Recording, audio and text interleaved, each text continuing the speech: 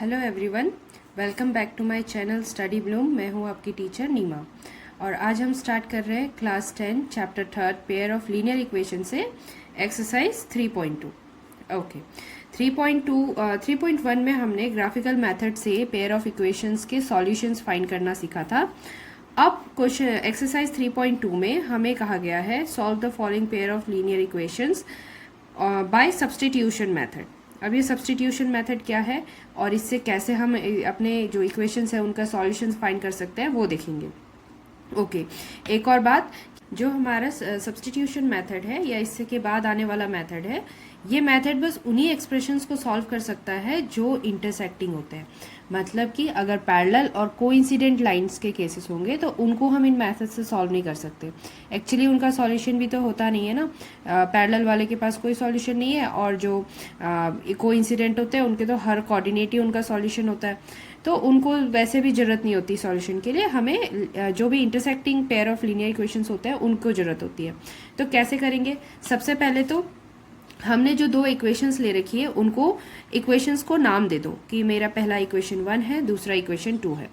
अब सब्स्टिट्यूशन का मतलब होता है कि एक की जगह किसी और को या उसके बराबर की वैल्यू को रख देना। तो जैसे मेरे पास x और y दो वेरिएबल है और मैं इक्वेशन 2 को देख रही हूँ, तो मैं इक्वेशन 2 से एक नया इक्वेशन तैयार करने की कोशिश कर रही हूँ। ये इस तरह से मैं कर सकती हूँ कि x माइनस को अगर मैं इधर भेज दूँ इक्वल्स टू हो जाएगा y 4 + y। ठीक है, ये इक्वेशन 2 ही है पर थोड़ा सा हमने उसको मॉडिफाई करके लिखा जिसमें x के बराबर की वैल्यू हमने जनरेट की है। इसे बोलेंगे इक्वेशन 3। अब क्या करना है? अब ये x के बराबर की वैल्यू को इक्वेशन 1 में डालना है। इस चीज का ध्यान रखना कि इक्वेशन 2 से तो इक्वेशन 3 जनरेट हुआ है, वापस उसी में नहीं डालेंगे। इक्वेशन 3 जो आ रखा है उसको 1 में डालेंगे। तो अब हमें क्या मिलता है इधर देखो। अब अगर हम इसे आगे सॉल्व करें तो मैं लिखूंगी सब्स्टिट्यूटिंग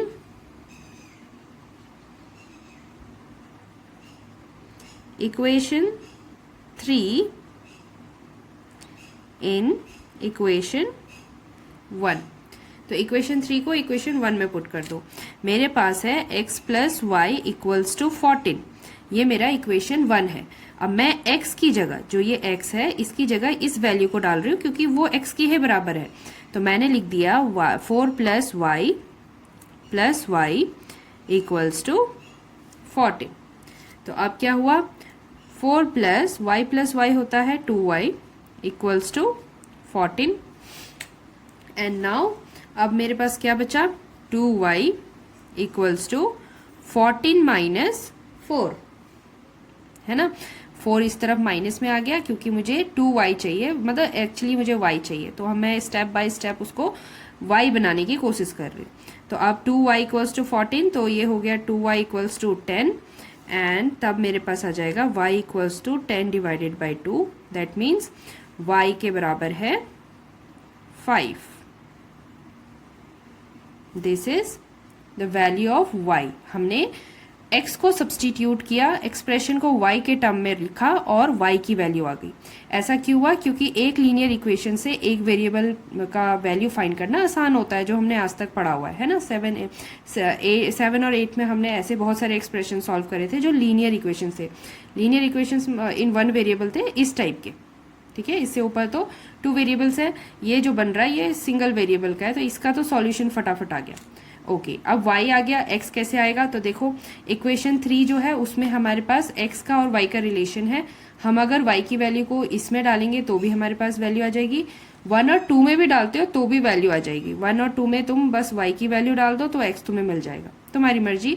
वैसे इक्वेशन 3 को यूज करना ज्यादा सूटेबल है। तो अब हम क्या करेंगे? हम आगे बढ़ते हुए लिख देंगे putting the value of y in equation 3। तो इक्वेशन 3 हमारे पास क्या था? इक्वेशन 3 है x = 4 + y। तो x = 4 + y को इस तरह से लिख दिया। y की वैल्यू डाल दो तो x हो जाएगा 4 + 5, यानी कि x सीधे सीधे हमें मिल गया 9 और ये हो गया हमारा सॉल्व। ग्राफिकल मेथड होता तो हमें ग्राफ ड्रॉ करना पड़ता, प्लॉटिंग व्लॉटिंग करनी पड़ती है, तब जाके सॉल्यूशन आता। सब्स्टिट्यूशन मेथड से बहुत जल्दी हमें सॉल्यूशन मिल जाता है। ठीक है, तो x और y आ गया। अगर हमें इनको चेक भी करना है कि हमने सही निकाला है कि नहीं, तो हम वापस एक्सप्रेशन पे आ सकते हैं। जैसे यहाँ पर क्या लिखा था, यहाँ लिखा था x plus y equals to 14, x plus y equals to 14। अभी मैं x और y की वैल्यू डाल दूँ, x हमारा 9 आ रखा है, y हमारा 5 आ रखा है, देखते हैं तो 14 आता है, वेरी गुड। और x माइनस वाई चेक करूँ तो सेकेंड इक्वेशन, तो उसमें हमारे पास x 9 है, y 5 आ रखा है, दोनों को माइनस करते हैं 4 आता है। ओ यस, ये हमने चेक भी कर लिया है ना, चेक भी हो गया कि हमारा आंसर सही है। और इसी मेथड को कहते हैं सब्स्टिट्यूशन। अब करते हैं इसका दूसरा पार्ट। सेकेंड इक्वेशन में हमारे पास s और t दो वेरिएबल्स हैं। ठीक है, फर्स्ट इक्वेशन में हमारे पास x और y वेरिएबल थे, वेरिएबल कुछ भी हो सकते हैं, हम अल्फ़ाबेट्स में उनको लिख लेते हैं। ओके, ये कहता है x minus t equals to 3, इसे मैंने ले लिया इक्वेशन 1। ठीक है, और दूसरा जो एक्सप्रेशन है या दूसरा जो इक्वेशन है वो ना फ्रैक्शन में है, तो अभी हमें इसके साथ थोड़ा सा सिंप्लीफिकेशन करना पड़ेगा, बट ये हमारा फिलहाल के लिए इक्वेशन 2 है। ओके, सिंप्लीफिकेशन कैसे करें, दोनों के नीचे जो डिनोमिनेटर्स है वो अलग अलग है, 2 और 3, इनका एलसीएम लेते तो हमें मिलता है 6। तो अगर मैं एलसीएम 6 बना दूँ तो इधर मुझे 2 से मल्टीप्लाई करना पड़ेगा और इधर मेरे को 3 से मल्टीप्लाई करना पड़ेगा, है ना। इसे मैं अभी लिख के दिखा रही हूँ, पर ऐसे लिखने की जरूरत नहीं होती, 10th क्लास के बच्चों को वैसे फटाफट आ जाता है। तो हम लिखेंगे s इंटू 2 को 2s और 3 इंटू टी को 3t इक्वल्स टू 6। ठीक है, इस तरफ का 6 है ये। अब ये 6 डिनोमिनेटर में इस तरफ जाएगा तो हमें मिलेगा 2s plus 3t equals to 36। ये हो गया हमारा सेकेंड इक्वेशन।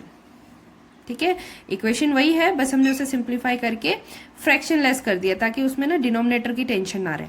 ओके, एक बार हमारे पास दोनों इक्वेशंस आ गए तो अब हमें दोनों में से एक को सब्स्टिट्यूट फॉर्म में लिखना है। ओके, देखो अभी सब्स्टिट्यूशन उसका करना चाहिए जो आसानी से सब्स्टिट्यूट हो जाए। जैसे यहाँ पर देखो, ये बहुत सिंपल इक्वेशन है और ये थोड़ा सा कॉम्प्लिकेटेड है, कॉम्प्लिकेटेड इन द सेंस कि हमारे पास कॉफिशिएंट्स है। ठीक है, तो मैं कोशिश करूंगी कि मैं इसको सॉल्व करूँ जो आसान लग रहा है। दोनों ही, कभी कभी दोनों ही उलझा हुआ होता है, तब तो कोई चॉइस नहीं है, पर अभी चॉइस है। तो मैंने इसे लिख दिया s equals to 3 plus t, और 3 प्लस टी लिखते ही ये हो गया हमारा थर्ड इक्वेशन। फाइन, अब हम क्या करेंगे, थर्ड इक्वेशन जो कि फर्स्ट से डिराइव्ड है, तो फर्स्ट में नहीं डालेंगे, सेकंड में पुट करेंगे। तो हम बोलेंगे सब्स्टिट्यूटिंग इक्वेशन 3 इन इक्वेशन 2। कैसे सब्स्टिट्यूट, जहां पर s लिखा है उसकी जगह बस 3 प्लस टी लिख देना है। तो यहाँ पर पहले मैं इक्वेशन 3 लिख देती हूँ ताकि कंफ्यूजन ना हो। ये है 2s plus 3t equals to 36, ये हमारा एक्सप्रेशन है। अच्छा, एक्सप्रेशन को अब कैसे करेंगे, s की जगह 3 प्लस टी रखेंगे, तो x की जगह लिख देते हैं 2, let me do this like, हाँ ऐसे करेंगे तो ज़्यादा समझ आएगा, प्लस 3t कि ये पहले एक्सप्रेशन एज इट इज़ लिख दिया हमने। अब मैं जो ब्लैक कलर से लिख रही हूँ वो ही सब्स्टिट्यूटेड है। क्या सब्स्टिट्यूटेड है, s की वैल्यू सब्स्टिट्यूटेड है ना, s की जगह हमने बस 3 प्लस टी लिखा है, इसीलिए इस मेथड को सब्स्टिट्यूशन मेथड कहते हैं। ओके, अब आगे सॉल्व करते हैं। 2 इंटू 3, 2 3 जा 6, 2 into t 2t plus 3t equals to 36। तो अब इसमें हमारे पास बस टी बचा है, तो हम इसे फटाफट सॉल्व कर देंगे। 6 को हम इस तरफ माइनस के लिए भेज सकते हैं और 2t और 3t प्लस होकर के 5t हो जाता है। लाइक टर्म्स हम हमेशा आराम से ऐड कर सकते हैं, और 6 यहाँ प्लस में था, इधर आके माइनस हो गया, वी गॉट 30 एंड यहाँ पर हमारे पास है 5t। तो अब हमें क्या मिलेगा, t equals to 30 divided by 5, यानी कि t इक्वल्स टू हो जाएगा 6। फाइन, टी आ गया। अब बस इसे इक्वेशन 3 में डालेंगे और हमारा s भी आ जाएगा। इतना सिंपल था, दिखने में डिफिकल्ट लगता है पर आसानी से इसको हम कर सकते हैं। तो now put this value in equation 3। तो हमने लिखा putting the value of t in equation 3। तो इक्वेशन 3 हमारे पास क्या है, इक्वेशन 3 हमारे पास है s equals to 3 plus t. बस t की जगह तुम्हें वैल्यू डालनी है उसकी, जो कि आई है 6। तो हम लिखेंगे 3 + 6 which is equals to s, यानी s इज इक्वल्स टू 9। ठीक है, and this is how you got the solutions. अब आप लिख सकते हो therefore the solutions are s equals to 9 and t equals to 6। That's it, हो गया। अब करते हैं अगला क्वेश्चन। ओके, अब क्वेश्चन नंबर 3 देखते हैं। देखो ये इक्वेशन ना थोड़े से गड़बड़ है।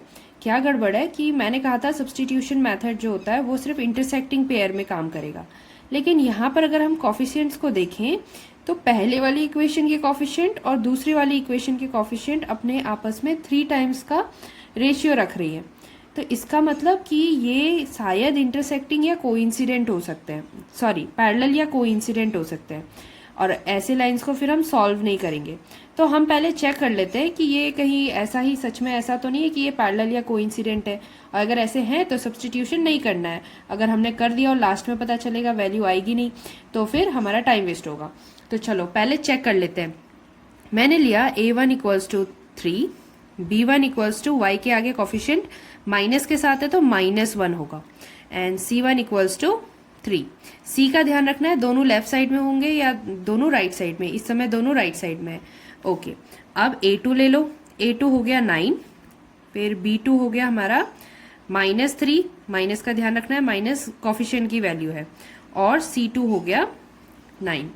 अब इनके रेशियोज चेक करते हैं। a1/a2 लेंगे तो वो आ जाएगा 3/9, जिसे सिंप्लीफाई करके 1/3 बना सकते हैं।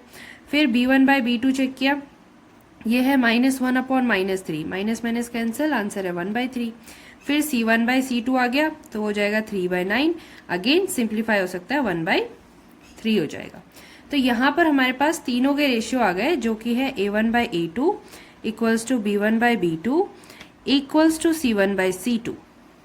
ठीक है, तीनों इक्वल आ गए। ये कौन सी सिचुएशन है? ये वैसे तो कंसिस्टेंट है, पर तीनों का इक्वल होना मतलब कोइंसाइडिंग है ना, कोइंसाइडिंग।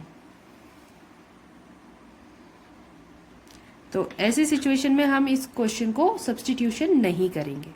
ठीक है, तो क्वेश्चन नंबर 3 ऐसे ही रह गया। अब देखते हैं क्वेश्चन नंबर 4 में क्या है। क्वेश्चन नंबर 4 में हमारे पास ना डेसिमल में वैल्यूज है ना, 0.2, 0.3, 1.3, 0.4, 0.5 एंड 2.3 हो। अब इसको कैसे करें, ये तो डेसिमल में फंसा है। तो पहले इसे भी सिंप्लीफाई किया जा सकता है। कैसे सिंप्लीफाई करेंगे? पूरे एक्सप्रेशन को 10 से मल्टीप्लाई कर दो। 10 क्या करता है? 10 एक रामबाण है जो डेसिमल्स को भगा देता है। वैसे ही इक्वेशन 2 को भी अगर हम पूरी इक्वेशन को 10 से मल्टीप्लाई कर दे, पूरे इक्वेशन का मतलब है लेफ्ट साइड और राइट साइड दोनों को। तो जब भी हम लेफ्ट और राइट साइड में दोनों को मल्टीप्लाई कर रहे हैं, या दोनों को ऐड कर रहे हैं, दोनों को सब्सट्रैक्ट कर रहे हैं, दोनों को डिवाइड कर रहे हैं, सेम बात है, उसमें कोई भी इक्वेशन के साथ छेड़छाड़ नहीं होती है। तो अब हमारा एक्सप्रेशन कैसा दिखेगा?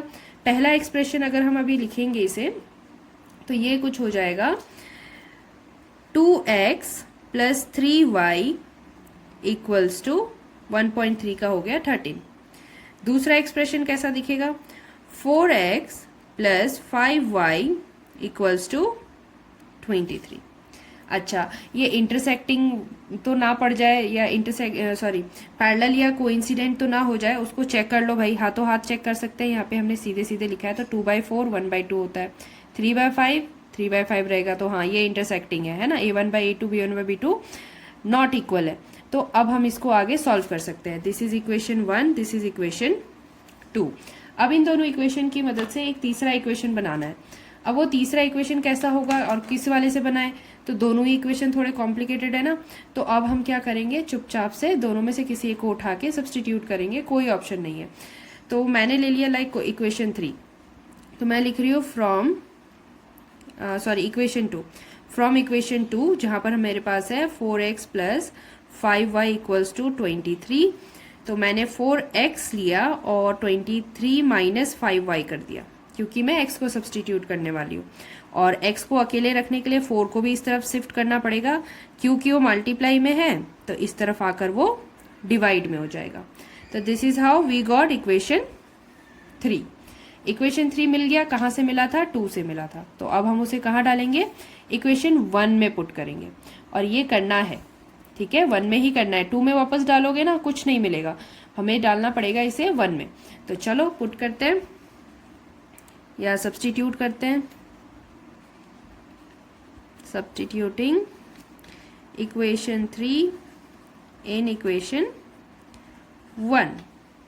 ओके, तो सब्स्टिट्यूट करने से क्या मिलेगा, देखो एक्सप्रेशन ऐसा है 2x plus 3y equals to 13, इस तरीके का कुछ दिख रहा है ना। तो अब हमें क्या करना है, x की जगह सिर्फ उसकी वैल्यू डालनी है, बाकी एज इट इज लिखना है। मैं सेम कलर से इसलिए कर रही हूँ ताकि समझ आ जाए कि सब्स्टिट्यूशन कहाँ हुआ है, x की जगह हुआ है, ठीक है। 23 माइनस 5y अपॉन 4, ये हुआ है सब्स्टिट्यूशन इस x का, ठीक है। कहाँ से हुआ, इक्वेशन 3 से। अब इसे सिंप्लीफाई करेंगे और y के लिए हम इसको सॉल्व करेंगे। तो लेट्स सी क्या होगा। अच्छा, पहले तो 4 और 2 आराम से सॉल्व हो जा रहा है, अदरवाइज हमें मल्टीप्लाई करना पड़ता। तो पहले इसे सॉल्व कर लो। y से कटा, सॉरी 2 से कटा तो 2 1 जा 2, 2 2 जा 4। तो ऊपर एज इट इज रह जाएगा 23 माइनस 5y, डिनोमिनेटर में है 2 और इस तरफ है प्लस 3y इक्वल्स टू 13। अच्छा, अब इसके नीचे 1 है ना। जो हमारे पास जो लेफ्ट और राइट साइड होती है, अगर हम उसको होल में ले ले तभी हम उसको इस तरफ शिफ्ट कर सकते हैं। तो पहले तो 2 और 1 है, तो हम क्या करेंगे, 2 और 1 का एलसीएम 2 ही आता है, तो मैंने इसे 2 से मल्टीप्लाई कर दिया। इधर कुछ करने की जरूरत नहीं है, 1 से मल्टीप्लाई करने का मतलब सिंपल वही रह जाएगा। तो अब हमें क्या मिल रहा है, this is 23 minus 5y plus 2 3 जा 6y होल डिवाइडेड बाई 2, है ना। इसी के लिए किया ये सब, ताकि होल डिवाइड में आ जाए, और होल डिवाइड में आते ही हमें पता है कि हम नेक्स्ट क्या कर सकते हैं, इस 2 को इस तरफ शिफ्ट कर दो। तो ये हो जाएगा 23 माइनस 5y, ओ पहले सॉल्व कर सकते थे, चलो कोई नहीं, प्लस 6 और यहाँ पे 26, ठीक है। ये देख रहे हो, इधर से 2 डायरेक्ट नहीं ले जा सकते क्योंकि 3y के साथ 2 नहीं है, 2 3y के साथ डिनोमिनेटर में नहीं है। होल में जब डिनोमिनेटर में आता है तभी वो अपना राइट साइड को जाकर मल्टीप्लाई हो सकता है। बहुत बच्चे क्या करते हैं, इधर ही से इसे उठाते हैं और 13 से मल्टीप्लाई कर देते हैं, फिर बोलते हैं गलत आ गया। गलत इसलिए आ रहा है क्योंकि तुमने ओवरऑल डिवीजन का मल्टीप्लीकेशन नहीं उठाया, बस एक पार्ट का, एक टर्म का मल्टीप्लीकेशन उठाया और उधर जाके कर दिया। चलो अब आगे क्या करेंगे, y है, इनको सॉल्व करो। 23 प्लस 6 में से 5 गया तो हमें मिला सिंगल y, 1y भी लिख सकते हैं, इक्वल्स टू 26। तो अब क्या हो जाएगा, y इक्वल्स टू हो जाएगा 26 minus 23, that means y is 3। ये आ गई y की वैल्यू। अब इस y की वैल्यू को जब हम अब इक्वेशन 3 में डालेंगे, जो हमने इक्वेशन डिराइव किया हुआ है, दिस इज इक्वेशन 3, अगर हम इसमें डालेंगे तो फिर हमें डायरेक्ट x भी मिल जाएगा। तो आगे बढ़ते हैं, एक काम करते हैं, इधर ही कर देते हैं। आपको नीचे करना है, उसके नीचे फॉलो करना है, पर मैं इसको पास में ही सब्स्टिट्यूट कर रही हूँ ताकि एक्सप्रेशन देखा जा सके। तो मैं लिख रही हूँ putting the value of y in equation 3। तो ये है x equals to 23 minus 5y whole divided by 4। तो क्या हो जाएगा, 23 माइनस 5 इंटू वाई की वैल्यू डालनी है। y की वैल्यू कितनी आई है, 3 आई है, तो हम डाल रहे हैं यहाँ पर 3, ठीक है। ब्लैक से इसलिए लिखा है क्योंकि वो सब्स्टिट्यूटेड वैल्यू है, होल डिवाइडेड बाय 4। अब इसे सिंप्लीफाई करेंगे, x आ जाएगा 23 माइनस 5 3 जा 15 डिवाइडेड बाई 4। 23 में से 15 गया 7 8 होल डिवाइडेड बाई 4, और उस हिसाब से x आ जाता है 2। तो हमें मिल गया x का वैल्यू 2, y का वैल्यू 3। तो ये दोनों हमारे सॉल्यूशन है। तो हम लिख देंगे therefore the solutions are x equals to 2 and y equals to 3। That's it. अब नेक्स्ट क्वेश्चन देखते हैं, क्वेश्चन नंबर 5, जिसमें हमारे पास जो इक्वेशंस है वो रूट्स के साथ है। अब रूट्स के साथ है, इससे डरना नहीं है, ठीक है। हमें बस सिंपली उसे सॉल्व करते रहना है, जहाँ मल्टीप्लाई हो जाए अच्छा, नहीं होगा नहीं कोई बात नहीं, वैसे के वैसे ही छोड़ देंगे। चलो स्टार्ट करते हैं। Equation 1, equation 2। पहले तो दोनों में से एक को सब्सटीट्यूट करना पड़ेगा, इक्वेशन 2 को करूँगी। अच्छा, मैं कैसे डिसाइड करती हूँ किसे सब्सटीट्यूट करूँ? तो जिसमें माइनस फंसा होता है ना उसे करती हूँ। तो वो अगर मैं सब्सटीट्यूट करती हूँ तो पॉजिटिव हो जाता है और मुझे पॉजिटिव नंबर्स पसंद है। तो मैंने क्या लिया, from equation 2 √3x minus √8y equals to 0 को कन्वर्ट कर रही हूँ। √3x इक्वल्स टू, ये इस तरफ आएगा, 0 की तो कोई वैल्यू है नहीं, तो √8y हो जाएगा। तो x क्या हो जाएगा, √8y होल डिवाइडेड बाई √3। ये आ गया हमारा इक्वेशन 3। इस इक्वेशन को सब्सटीट्यूट करते हैं, तो हम कर देंगे सब्सटीट्यूटिंग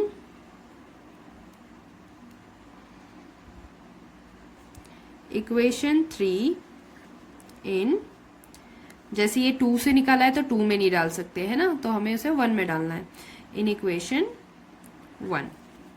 तो क्या मिल रहा है, देखो हमारे पास है इक्वेशन 1 हमारे पास है √2x plus √3y equals to 0। Okay, और यहाँ पर x की वैल्यू हमें सब्सटीट्यूट करनी है, तो √2 हो गया प्लस √3y इक्वल्स टू 0, और यहाँ ब्रैकेट में हमें वैल्यूज़ डालनी है। तो कौन सी वैल्यूज़, पहले तो √8 whole divided by √3 and y, है ना, ये हुआ है सब्सटीट्यूशन। ठीक है, अब क्या करेंगे, अब सॉल्व करेंगे, देखते हैं क्या क्या होता है। अच्छा, रूट और रूट मल्टीप्लाई हो जाते हैं सिंपली, तो ये हो जाएगा √2 इंटू 8 मतलब √16 divided by √3 into y plus √3y equals to 0। Okay, √16 का मतलब 4 होता है, तो हम इसको और सिंप्लीफाई करके 4/√3y plus √3y equals to 0 बना सकते हैं इस तरह से।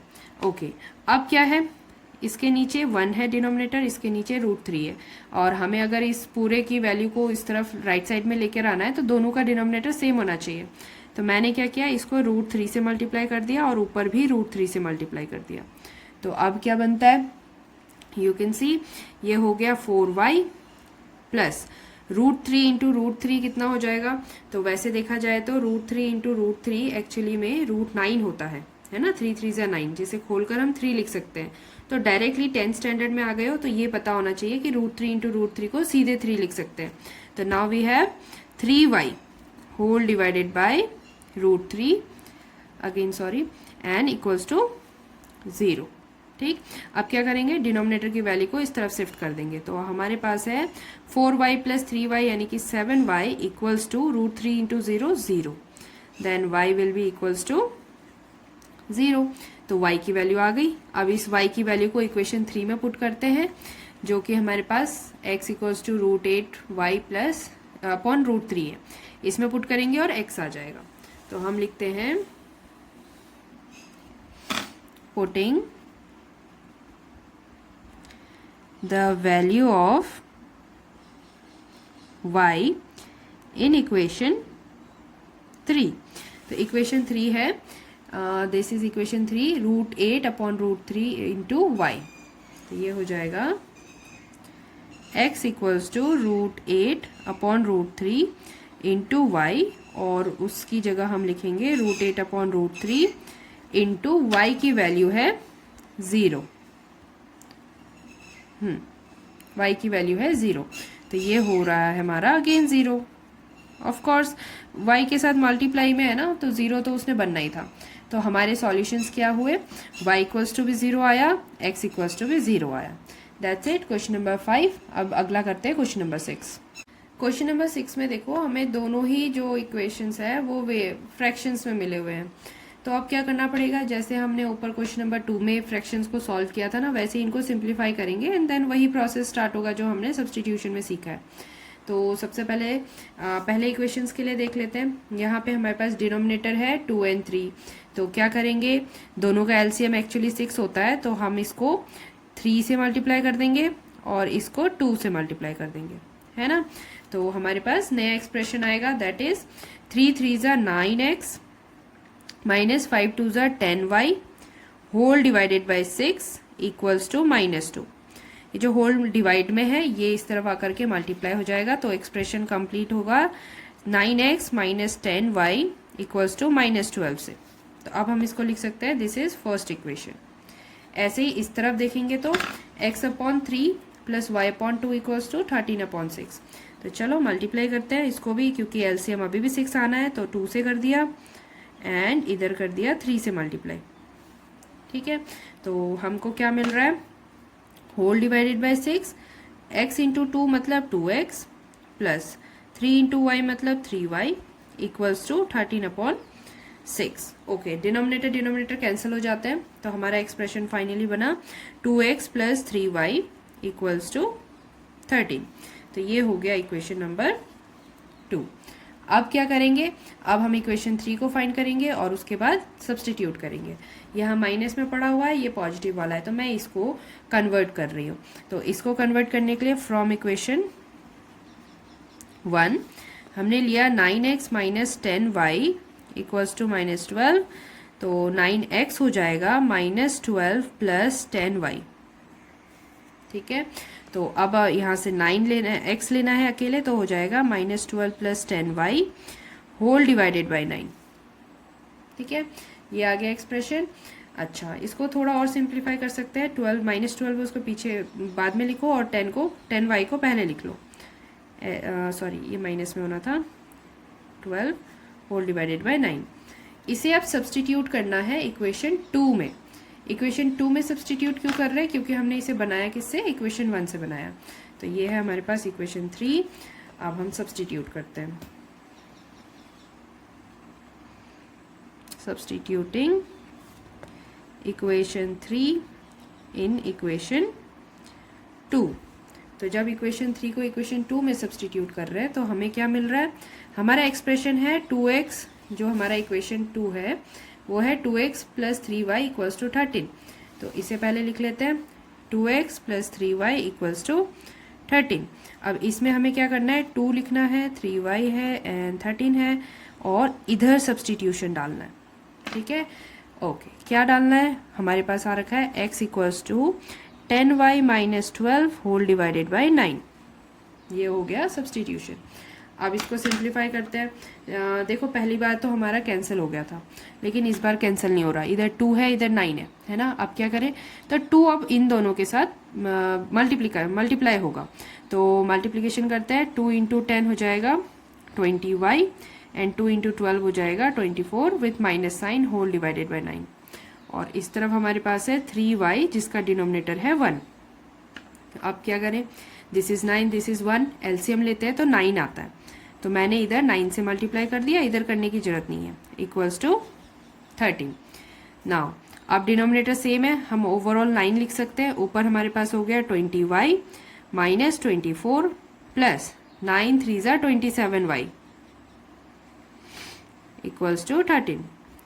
ओके, 27 और 20y इन दोनों का सम हो जाएगा, 27 प्लस 20y करेंगे तो 47 आता है, 47y माइनस 24, और जो नीचे डिनोमिनेटर में 9 है वो इस तरफ जाके मल्टीप्लाई हो जाएगा, एंड 13 9 जो होता है 117। ठीक है, तो अब क्या आ गया, 47y इक्वल्स टू 177 प्लस 4 जो कि 24, जो कि बन रहा है 7 8 9 10 11, कैरी 1 2 3 4 एंड 141। ठीक है, तो अब हमारे पास 47y इक्वल्स टू इतना है, तो y कितना हो जाएगा 141 डिवाइडेड बाय 147। अच्छा, इतना बड़ा नंबर से डिवाइड, देखो जब भी ऐसा होता है ना, मोस्टली हमें जो क्वेश्चंस मिले होते हैं उसके आंसर्स प्रॉपर ही होते हैं, कभी कभार फ्रैक्शन में फंसते हैं, तो हमें ये चेक करना चाहिए कि 47 के टेबल में 141 आने का चांस क्या है। तो मैंने एज्यूम किया कि मान लो 7 3 ज़ा 21 होता है, तो मैं 3 से मल्टीप्लाई करके देखना चाहती हूँ, क्योंकि लास्ट में 1 है, तो 3 1 ज़ा 3, सॉरी 47 से ना, 47 का 3 से चेक करना चाहती हूँ और 141 आने का चांसेस देख रही हूँ। तो देखो 3 7 ज़ा 21 कैरी 2, 3 4 ज़ा 12 13 14, हाँ ये तो फटाफट जा रहा है। तो हमने सॉल्व करके y को निकाल दिया, y इक्वल्स टू 3 y की वैल्यू आ गई। अब हम इसको इक्वेशन 3 में पुट करेंगे और इसका सब्सटीट्यूशन y की जो x की जो सॉल्यूशन है उसे भी फाइंड करेंगे। तो मैं इधर ही कर दे रही हूँ, putting the value of y in equation 3। तो इक्वेशन 3 हमारे पास है x equals to 10y minus 12 whole divided by 9। तो ये हो जाएगा 10y यानी कि y की जगह 3 minus 12 upon 9, that is 30 minus 12 upon 9, और 30 में से 9 गया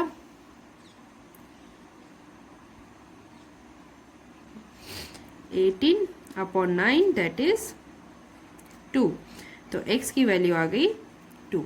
और इसी तरह से हमारे पास सॉल्यूशन हुआ, हम लिख सकते हैं therefore the solutions are x equals to 2 and y equals to 3। That's it. तो इस तरह से हमारा क्वेश्चन नंबर 1 एक्सरसाइज 3.2 का ख़त्म हो गया। अगले वीडियो में हम करेंगे उसके न्यूमेरल्स।